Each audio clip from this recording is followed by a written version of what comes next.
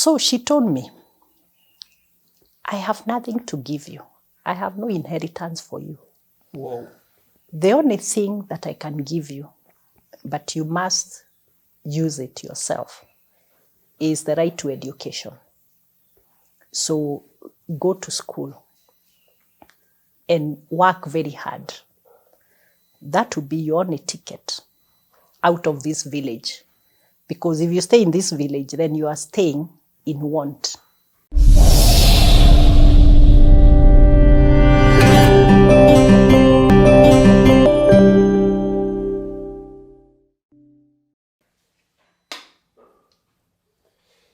Camera 1, camera 2, recording. 3, 2, 1. Happy 2024. A blessed 2024 to each and every single one of you watching. So happy that you're still here with us. Why even lie? I am super excited about the conversation that we are going to have. We're kicking off this one well. We're kicking off this one absolutely well. For those of you who are joining us and checking us out for the first time, our motto here is you truly never know people until you take the time out to get to know people. And why even lie? Today's CTA is like a CTA that we have never, ever had. I'll start by first introducing our guest in a different way. I'm going to say this. One of the things that we aim to do on this platform is to give you value. And we break value down in different ways. Value, when we break it down, we say that value is education.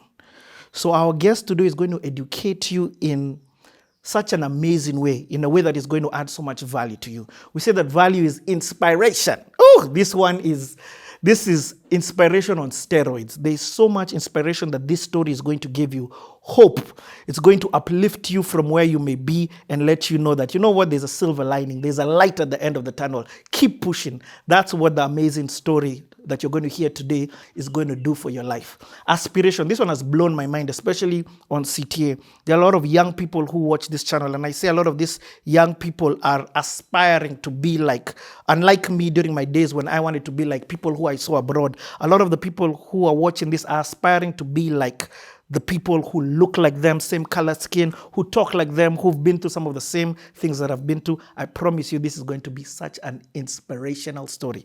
But last but definitely not least, positive entertainment. You're going to laugh. You're going to enjoy the vibe that is here today. Man, guys, let me not lie to you. This is going to be a good one. This CTA is going to be a good one. I'm not even wasting time. Let me give you the intro. Let me get straight into this one, give you the intro, and we kick this one off. So a happy 2024 from you. Before I get into the intro, I'm going to give you 5 seconds to subscribe. You can't just be, chilling here. Hit that subscribe button, yes? 5, 4, 3, 2, 1. Ladies and gentlemen, boys and girls, welcome to another session of the Playhouse. With us today, listen to this, guys. We have got the Group Executive Director, Equity Group Holdings Plc. Let me repeat that. We've got the Group Executive Director, Equity Group Holdings Plc. She has over 20 plus years of experience working with Equity Bank and the group as a whole. Over 20 plus years, and we're going to be hearing all about this story. By profession, she is a lawyer. She's a certified lawyer.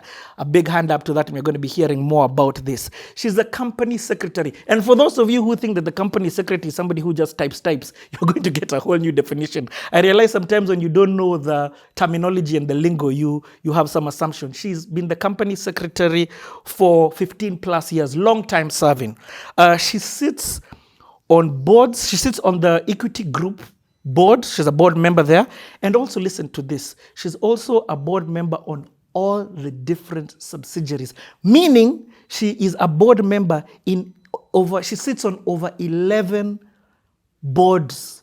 Have I got that right? Over 11 of them. Let me make you understand this. If we didn't shoot this today on the 20th of January, because of the different board meetings that she needs to attend, the next time that she'll be available is March. So she's got different board meetings that she's got, over 60 of them, just to show you how amazing this conversation is going to be. Again, I don't like just introducing people on the basis of their career. She's also a mother of 3. I don't even want to call her a philanthropist. She doesn't do this publicly. So what I've coined her, she's a giver. She's a giver. And because of her, many different people are. So ladies and gentlemen, and Aizo, today I've got Aizo with me in the behind the scenes.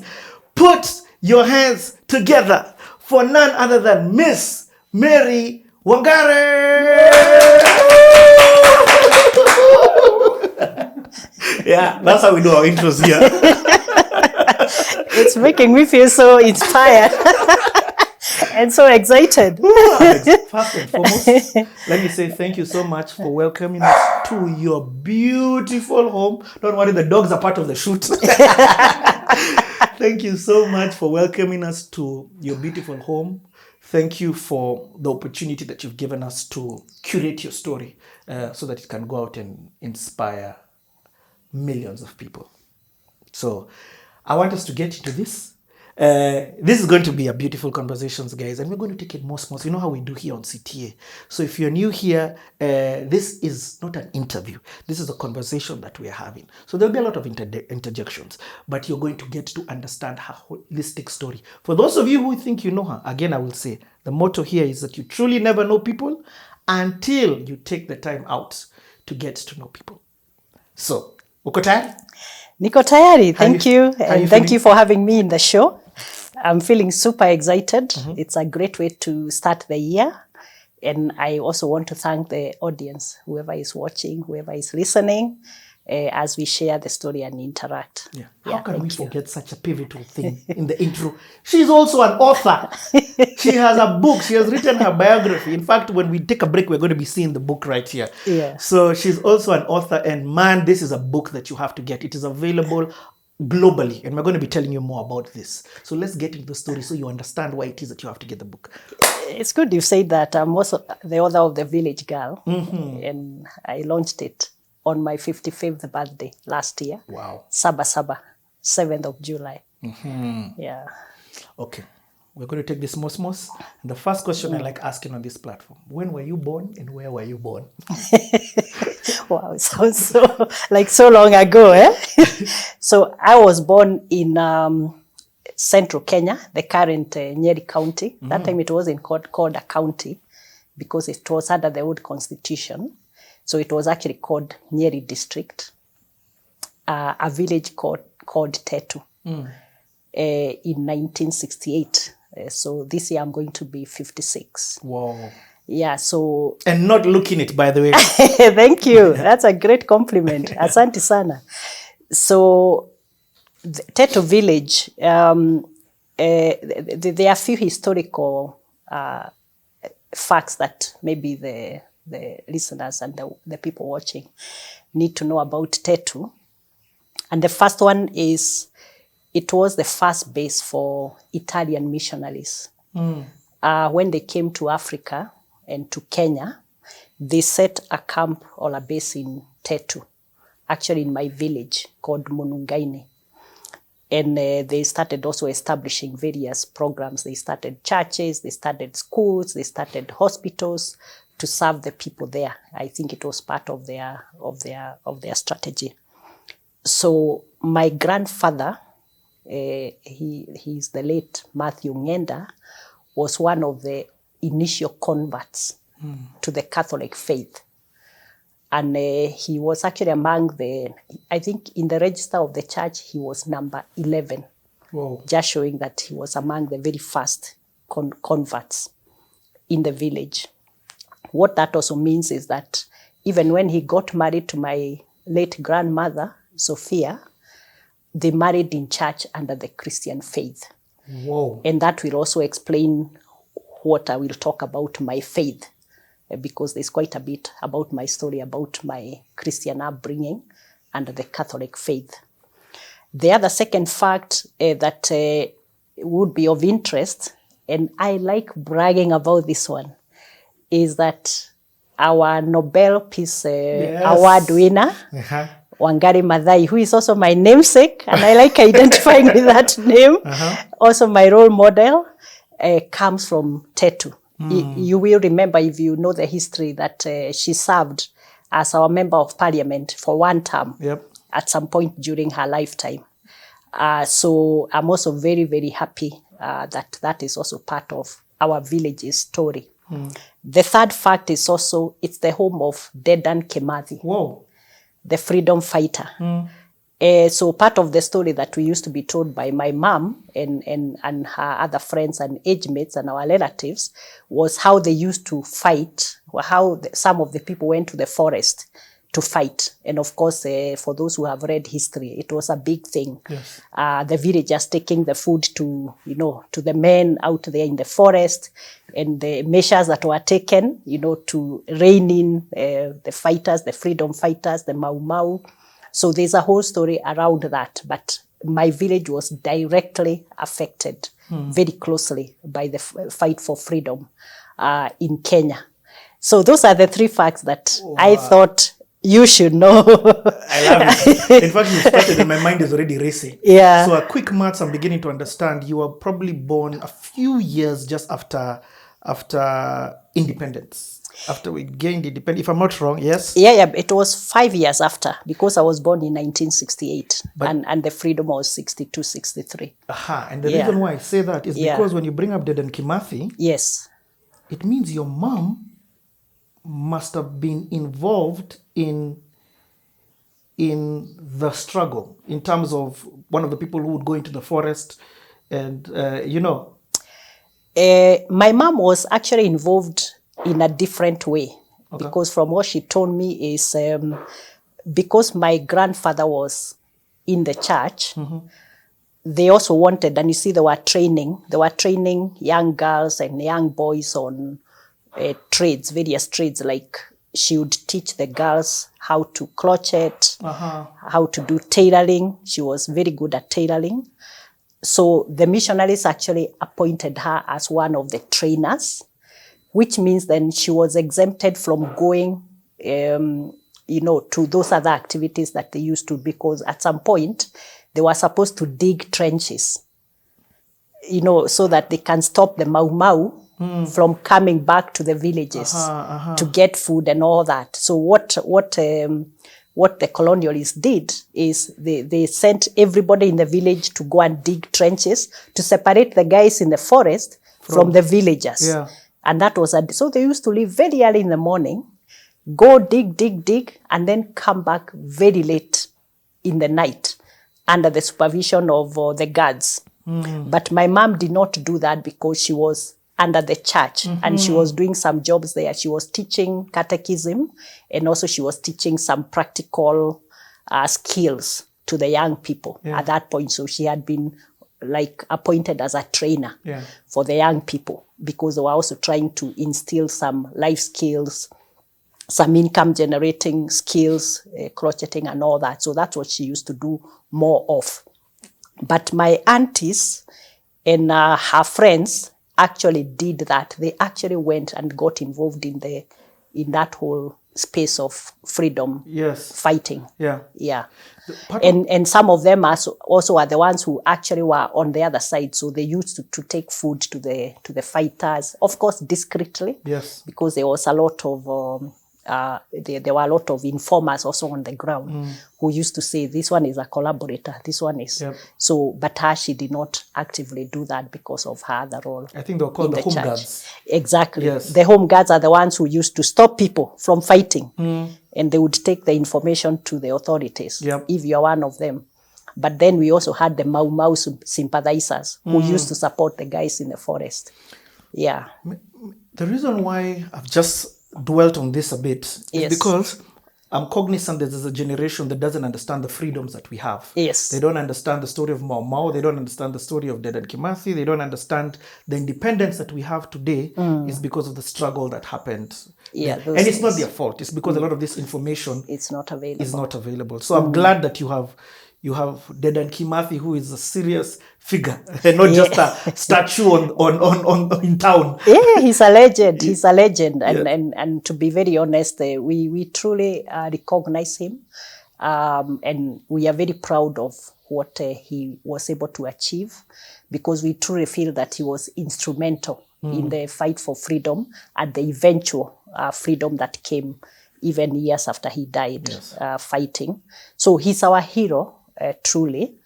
So in Kenya, in Nyeri, we have Dedan Kimathi University, which is named in his honor. Oh, nice. And we also have a street that is named in Nyeri town after him, just in his remembrance as Yes. a legend and also as a hero. Yeah. Not just for the people of the county, but also for the people of Africa, the people of Kenya. So we are very proud of that. This is going to be a heritage. good city here, guys. We have a good one. Also, Yeah. again, you mentioned the young generation call her Shori of the forest. Yes, okay. You know, there's somebody who was asked about they were shown a photo of Wangari Maathai, and they was, do you know who this is? Again, he was like a young guy. He was like, she's a Shori of the forest. Oh no. It was like hilarious to me. Wow. But right Yeah. now, especially as we're talking about climate change, which has become a huge thing, Yeah. she won a Nobel Peace Prize because of this, and she came again from Yeah, from my county. yes. So Wangari Maathai is another hero in a different way. Yes. Unlike Dedan Kimathi, who actually went to the forest and gave up his life to the fight, because of what she stood for. And I said earlier that she's my role model, both in life and in death. Whoa. Because there are so many lessons that I take from her life and what she did. And the first lesson is, of course, that commitment and that dedication, but also the courage to fight for what you believe in.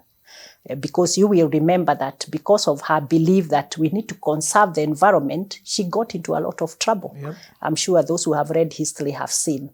And a lot of fighting. She was being harassed, she was being detained, she was being arrested, right, left, and She cuffed center. herself to a tree. At some point, they even had to do the fasting, the strike at Uhuru Park Yes. to try to preserve the park when there was a threat of building some high-rise buildings there in Uhuru Park.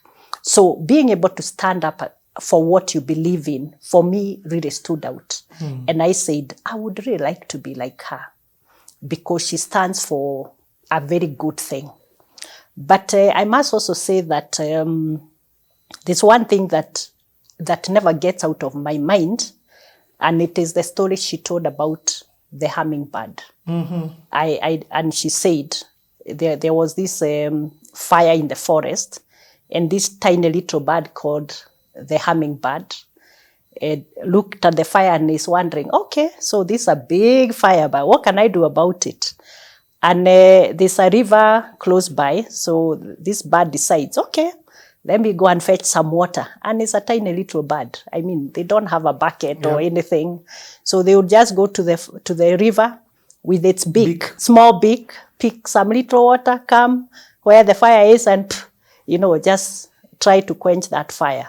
And so what she says is, be the hummingbird. I may not do very much as an individual, but I will do the best I can in my circumstances. And that is also the basis for my message about creating a legacy. Because I always say that as an individual, I may not be able to do a great thing because I don't have a firefighting truck. But just like the hummingbird, I can just bring the little water I can bring with the resources that I have. And then together, if many of us decide to do that, do the hummingbird thing, then we can do a great thing together. So that has also been one of the principles that I've taken from my role model, Wangari Maathai. And I try to live by that principle in real life. Wow. Yeah. This is so good. The third hero, and I've heard you mention her. So I've heard you mention Dedan Kimathi. Yes. I've heard you mention Wangari Maathai. Yes. And I've heard you mention your mom. My mom. As I walked into your house, I'm very observant, and I took my eyes started glancing, and I saw a picture of her, and that already automatically showed me that she must be somebody of great importance to me. To yes. you. Yes. So before we talk about your mom, let's talk about what number are you in the family. So you're born at this time. How do you have siblings? There in the middle. I'm number 4. Out of how many? Out of 6. We are 6 of us. So I'm number 4 out of 6. Nice. So, and you know, those ones in the middle, we always complain that nobody recognizes us. Sometimes we get forgotten, but I'm a proud number 4. What's the makeup structure? I have my older sister, Sophia, is the firstborn. Then 2 brothers, Matthew and Dominic, after her, and then myself. And then I have 2 brothers behind me, Theuri, Edward, and Edwin.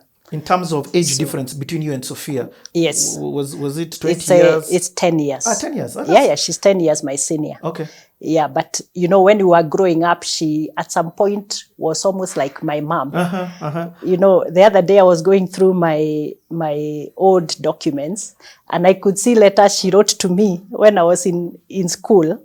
And you know, that time letters used to be done by post. Yes. So she would do a letter and tell me, my sister, Wangari, work very hard in school and you will become very successful. So I still have those letters from her to my sister. Yep. So that was the only message she could give me at that time. Yep. At that time she was in college because she eventually became a teacher. Okay. And she just retired recently after on retirement age.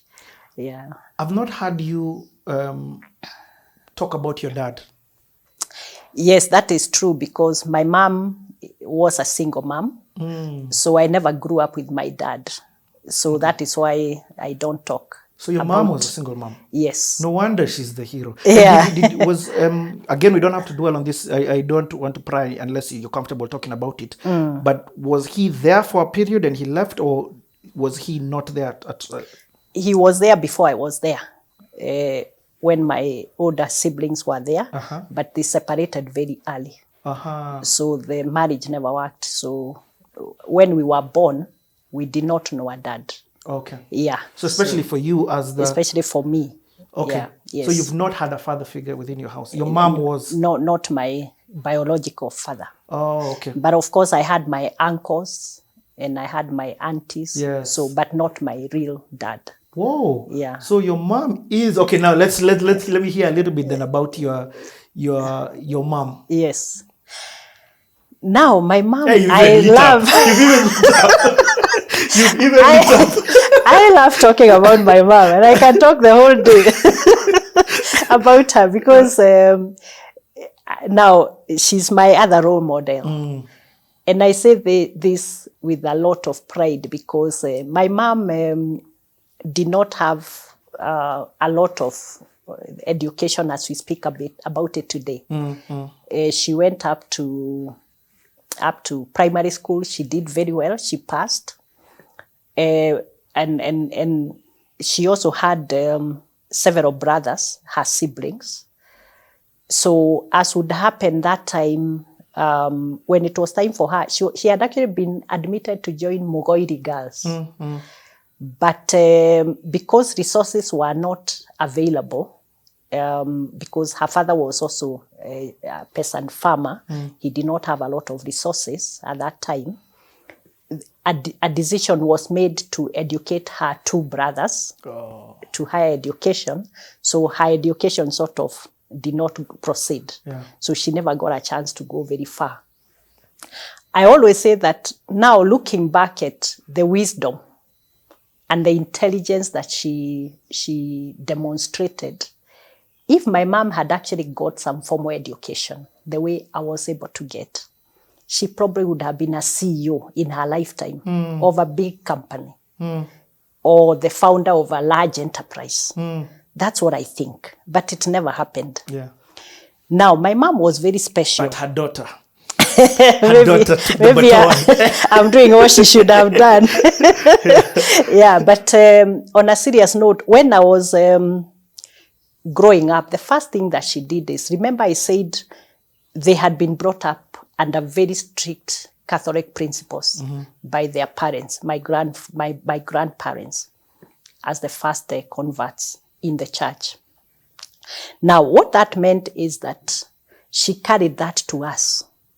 So, like for me, what I remember most is our life of prayer.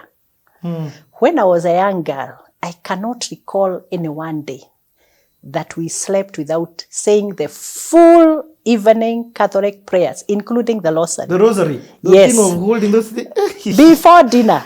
You will not touch food until it's done. I hated it that time. While And it's long. Yeah, you know, ugali iko pale. The ugali is there. But you cannot touch until the prayers are done. Every single day, religiously. Of course, Sunday was the day for church. In our church, we used to be there by 7. Mass was at 7 a.m.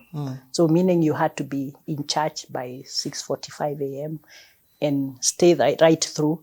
Actually, that time, even bringing up kids was not my mom's responsibility only.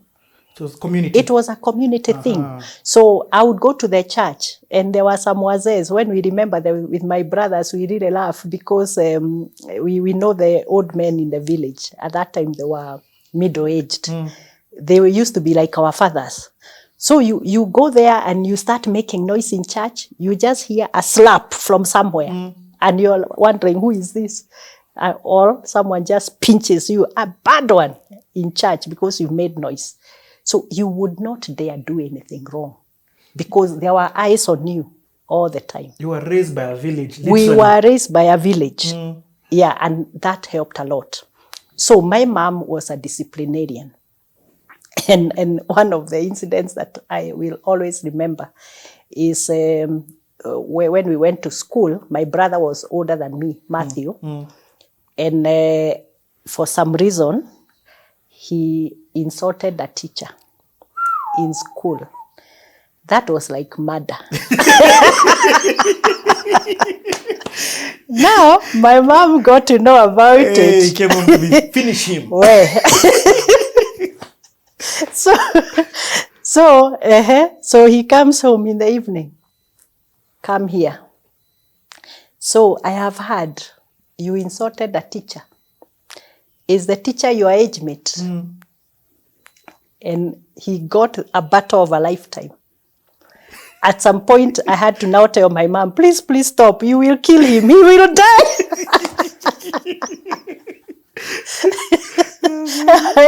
I'm not sure parents can do that these days. It's physical abuse. The child will report you to the cops. Now the issue of human rights has come in. And child rights has come in. Yeah. So, but that was it that time. You could not. You had to toe the line and you had to do what was expected of you. So there are several principles that my mom actually inculcated in me. Now, the first one, of course, was the life of prayer and very strong faith. So I went to the church. I joined the church groups. I was a member of the Catholic Action. The Catholic Action was a group that was championing the propagation of faith, the Catholic faith. So they were actually, this was across all age groups, the older guys, the youth, the children and all that. You could be a member and then subscribe to the ideals of the organization. And we would go out there preaching and trying to help people deal with the day-to-day issues and all that. And that continued throughout my youth. And even when I went to secondary school, I was a member. And the choir, and I also joined the youth group, which is now specific to the youth. We had seminars all over. So I got a lot of teaching on the Catholic faith and the values that go with that when I was growing up, all the way from birth to... and I continued with this even when I went to campus because, it just becomes part of what you do. Yeah. So that strong faith, I would say that it has really kept me going very strong. Because you see, as you go through life, of course, you encounter the difficult moments. And sometimes you just need that one thing that keeps you strong. Yeah. And for me, it has been that faith where I know, there's always someone I can talk to when things get really thick. And that's my God in my private moments. So that was one of the things that I got from her. Okay. Now, the second thing I got from her, and I will tell you how this one has helped me, even in my now engagement with the bank, is the issue of integrity and accountability. It's a big one. Yes. So the shop was like, the village shop was about less than a kilometer away. So when you run out of sugar, unga, salt, flour, and all that, you'd be sent to the shop. So I used to be sent because I used to be very fast. So I'd run very fast to the shop and then tell the shopkeeper, Mom has told me you give me flour, sugar, whatever she has sent me for. And here is the money. How much is the money? What year are we? Because now that time I'm in less than 10 years. So we are talking about the early 70s. Wow. So that time, shock us. That time, show us the meaning of inflation. Now, flour, bread was 30 cents. Cents. Mukate, yeah, bread was 30 cents. Where are we now today? Hey, you guys. In the words of our president, mukate ni 300. Former president. It was 30 cents. Wow. Unga was probably 70 cents. And here we are talking about jogo. Jogo was the unga that time. Yes. Jogo was synonymous to unga. Yes. And omo. So those are only like 50 cents, nini. So actually with a shilling, you buy the shopping for the house. And come with some. 1 shilling and there's change. Yes, a few cents. And it was like that for a long time. I don't remember prices increasing over a long time. Until golden bag. Until life happened. Wow. So she sent me to the shop. And our shopkeeper was a very good family friend. So he was very trustworthy also. He will give you the change and everything, take to your mom. Now, on the way back, I had a 50 cents as change. Now, I don't know what happened. And the 50 cents just fell. And I didn't realize. So me, I'm running back as usual. Mom, here is the things you sent me.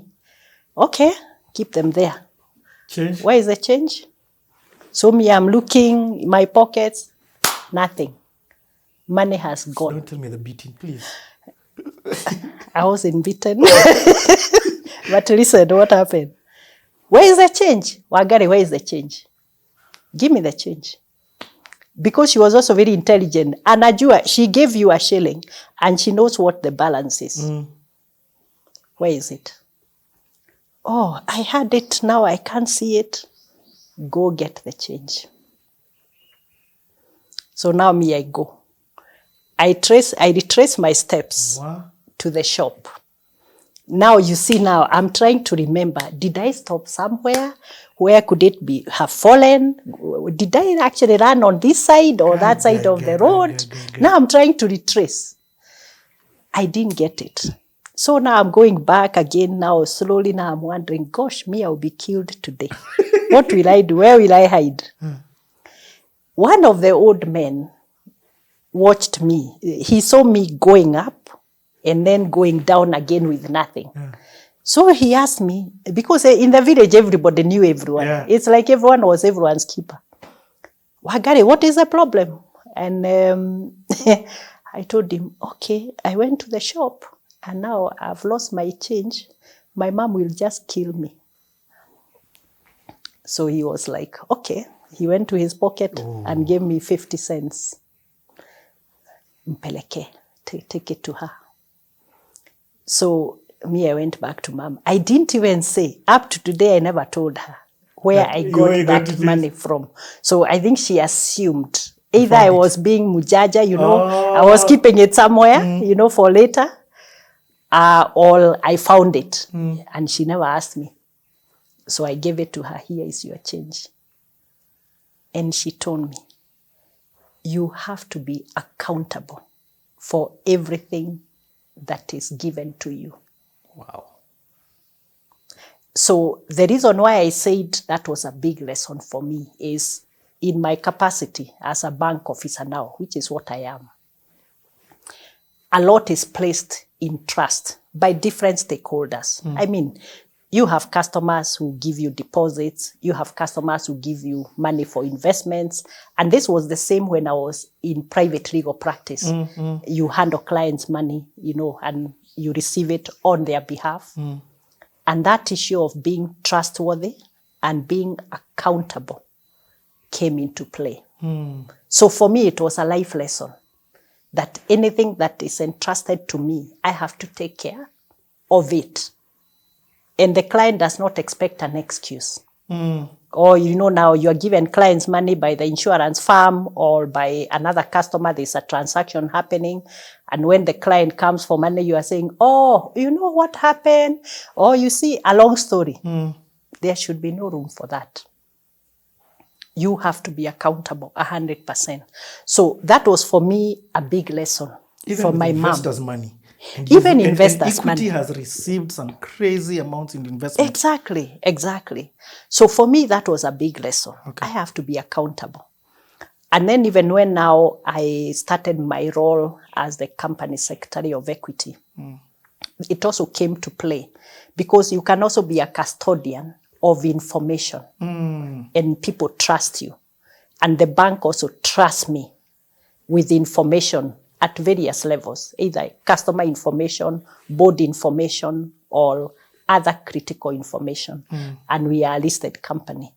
We sometimes would have to do transactions which require 100% confidentiality. How do I handle that information? So that was another lesson for me as a custodian of either physical assets or intangible assets like data, information, documentation, and things like that, contracts and all that.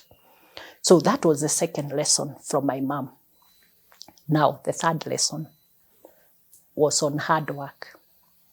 Maybe now I'll tell you part of the history. No problem. Because I said she was a single mom, peasant farmer. So to be honest, she didn't have much other than a small piece of land, which her grandfather left for her. And as usual, I'm sure you have seen these scenarios around. There were wrangles in the family about land, should even be the daughters be inheriting. What right do you have to be here? So that's what we grew up with. So she told me, I have nothing to give you. I have no inheritance for you. Whoa. The only thing that I can give you, but you must use it yourself, is the right to education. So go to school and work very hard. That would be your only ticket out of this village. Because if you stay in this village, then you are staying in want. There's nothing for you here. So it's only you who can give yourself a ticket by working very hard out of this village to become somebody of importance and somebody who can stand on your own, someone who is independent. So it is up to you to do what you want. But I would say work hard, study hard in school, and you will make it. That was the third lesson. So what happened is, when I was still a very young girl, I started, snooping on what my older brothers and sister was doing, the schoolwork. I actually self-taught and learned from them how to count 1 to 20, A, B, C, D. That time we used to do the the vowels in Kikuyu. Can you do it? Surprise. English. You're speaking English in Kikuyu. It's Kikuyu. Me, even English, I was taught in Kikuyu. So just do the vowels in Kikuyu here. A, E, A, O, U, O. That's how I... Not A, E, O, U. No, this was So as we just did it in Kikuyu. Yeah. And so by the time I was like 5 years, I had an idea what happens in school. So you're learning and you're not at No, I'm not in school. I'm like 4 years old. You're learning from your siblings. Yes, at home. Is it called homeschooling today? Yeah. So I did a bit of homeschooling. But yours is even on another level because it's self-taught. It's self-taught. Inquisitive. So I would listen to them, what my brothers and sisters Yeah. were doing, and I would write on a piece of paper. So by the time I was 5, I knew the basics of education, and now the formal education. So I told my mom, I want to go to school. Then she told me, okay, you can go to the nursery school, because that's where now you start, so that by the time you're 6, you go to the big school. Yes. I said, no, me, I want to go to the big school. What? I refused to go to nursery school. So she told me, you see now, the policy is you have to go to nursery. I said, no, me, I'm going to the big school. So she told me, okay, come. So we went to the primary school. Now, the primary school is right next to my house, now my mom's house, because the land on which it was built was actually donated by my grandfather. So he hived off part of his land for the missionaries to build a school. And they built 2 schools, a boys' school and a girls' school. Okay. Now that's another story. Now, so we went to the headmaster. And that time, there was what we called an ear test. I know the ear. To get into school. Yes. So you are told to, touch your ear. Wangare, touch your ear. My hand just went up to the middle. It couldn't touch the other ear. So the headmaster says, wewe, enda nursery, alafu kuja next year. Nikakataa. What? I refused. Nikamwambia, no, me, I'm not going there. Me, I want to go to the big school. I became very adamant. You're 5? I'm 5 years old. Because ni mjuaji, I know what I know. Yeah. And I'm like, why should I now go to learn what I already know? Because nursery, that's what people are taught. Yes. I already know. So why should I go there? I refused. So now I saw them talking, and then the headmaster was very bright. Then he said, okay, we'll give you a written test. They gave me a written test. That was the best thing that happened to me. I answered all the questions. I passed 100%. Because it's writing 1, 2, 3, it's I wrote all those. And I passed. Did they take you in? They took me in. Wow. Hold on. First and foremost, it's just hit me the magnitude of you had to enter school on basis of physical ability. Like, when I think about it, now I've had this so many times. It didn't make sense. But now when I'm hearing you saying the story, Yeah. I'm like, who came up with that rule? I'm not sure, but it didn't make sense because I was a very tiny girl by physical. Yes. So, if you told probably someone who had a bigger build to do the same test at the same age, they would probably have done it, but I couldn't. I was tiny. Okay. So, but I'm not sure what the rationale was. But you remember, those are some of the practices that had been carried from before. So, but eventually, I think it was scrapped. Just before we come into your school, because now in my head has even got questions because you're probably the youngest. I want to ask this question because we are transitioning slightly. I was in Nyeri. I went to Mount Kenya Academy from class 3 to class 8. Okay. So I was there for some time. Yeah, you're high class. Mount Kenya Academy is high class. Yeah, Mount Kenya Academy was for the high class. It was a high class school. It was amazing. Miss Mwangi, best school I've gone to in my life. Yeah, okay. And in retrospect is when I see that. Yes. I remember Kiganjo. I remember a lot of... But here's the reason why I've brought that up. Because we are getting independence from the British. Yes. But when I've heard you speak, I've heard you say Italians. Can you break down? I didn't know the Italians were in Kenya. Yeah, from a missionary perspective. Remember, the Italians were missionaries. Okay. Now the British were the colonizers. But I thought even the British used the Anglican Church now as a way of penetration. Yeah, but they focused on different regions. So like now for the Catholic Church, I don't know for whatever reason, they chose my place and another place called Tetu in Kegumo, Murang'a. Yes. To set up their base. Now the British, I think, set up in Kijabe. if I'm not wrong. I think that was one of the Anglican bases. Yes. So I think the different churches set up at different locations and started now propagating from there. So for us, it was the Italians. Whoa. But the colonialists, remember, were the British. Yes. That is now the government side of it. This was the missionary side. Yeah, but there was collaboration because remember, the Italians are doing the social amenities. They are doing schools, they are doing churches, they are doing hospitals and all those social amenities for the community. So they were in collaboration with the British authorities who are actually doing the government. So that was the interface. Okay. Yeah. So there was a very strong presence of the Italians in my village. Wow. Because of that missionary aspect. But on the overall, the government was the British government. I understand. Who are the colonizers. Yeah. Okay. You've really explained it well. And I love the history. Their introduction was through your grandfather. Yes. Your mother's father. Yes. Wow. Yes. He's the one who donated land for the school, the boy and the girls' school. He gave 5 acres to the school. Okay. So do you go to the girls' primary school in class 1 now? That's where the story is so far. You're assuming. I went to the girls' school. You went to the boys? You can't make this story up. I don't understand. Let me explain. Okay. Hold it. Okay. So we had 2 schools, boys' school, girls' school.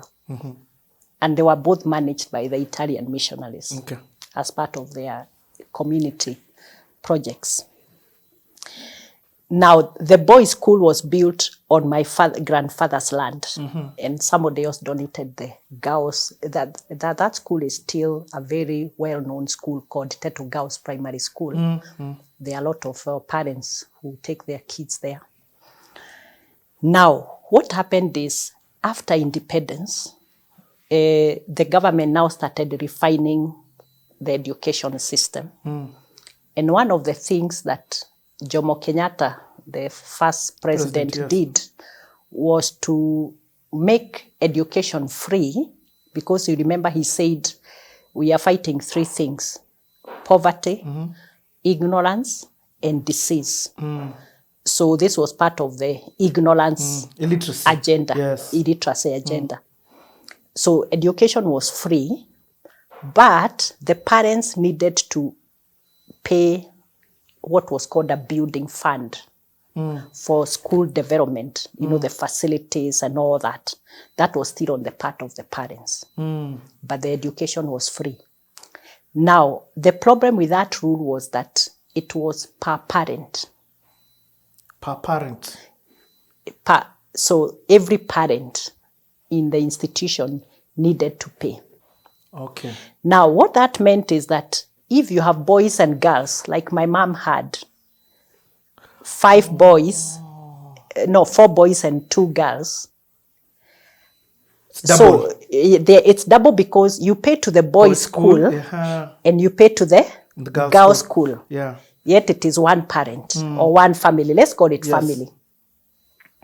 Now, what happened is there was some objection from the parents because they're asking, why should I pay twice? I pay to the girls' school and I pay to the boys' school. So the administrators listened to that complaint because it was very strong. And they said, okay, fine. As part of the dialogue, what we are going to do, we will allow the parents who have both sexes of kids to take their girls to the boys' school. But we will not allow boys in the girls' school. Yes. That's how it was settled. So the boys' school typically became a what? Mixed school. A mixed school. But it was still called a boys' school. It's annoying. So you went to a boys' school, even though underground it was a mixed school. So my sister went to the girls' school for part of her primary school. But now when that rule was relaxed, and it was the girls were allowed to come to the boys' school, she also transferred to the boys' school. Yeah. And of course, my brothers were there, my older brothers were there.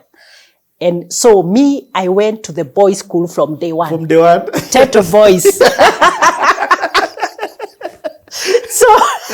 So even if you look at my certificates, Mary Wangare, Tetu Boys Primary School, that's what my CPE certificate reads. And yes, it's CPE. It's not that time KCPE. it was CPE because we used to go up to standard 7. Yes. It was the very old system of education. Yeah. Now, the story there is, I did very well. You remember my mom had told me to work very hard. Yes. And I did. Okay.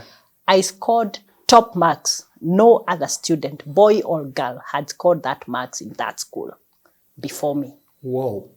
34 points. Out of? 36.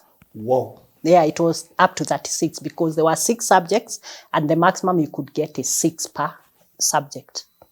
So I got 34 out of 36. That is like an A-star brute. Yeah, I was an A-star student. Okay, so I was admitted to Kagobiri Girls, which is also in Nyeri, which also has now its own history. Yeah. Because Kagobiri was a detention camp. You know, for those renegades, the ones who are fighting the colonialists, they used to be detained there. The Mau Mau guys, they used to be detained there. All those wrongdoers. It was a detention camp.